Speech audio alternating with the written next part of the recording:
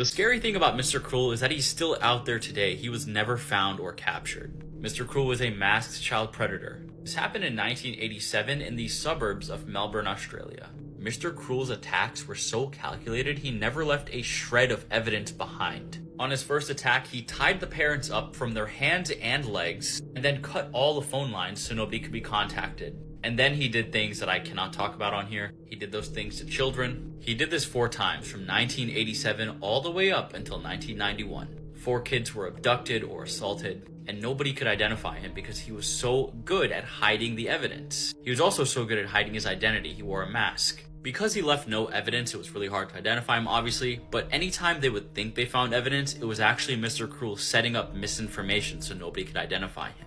He faked an entire phone call during an invasion of a family's home.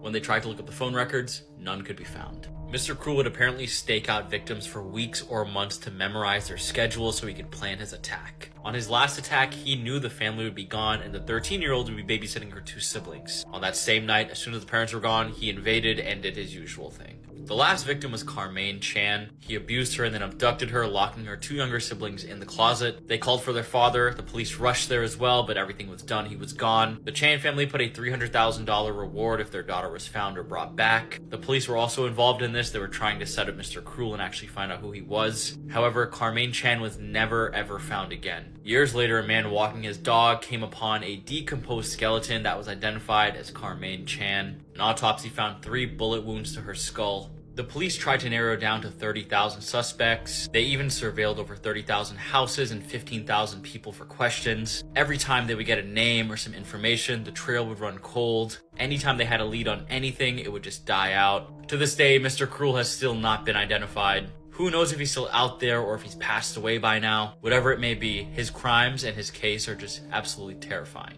Let me know what you guys think about Mr. Cruel's case in the comment section below. And as always, these videos are for informational purposes only.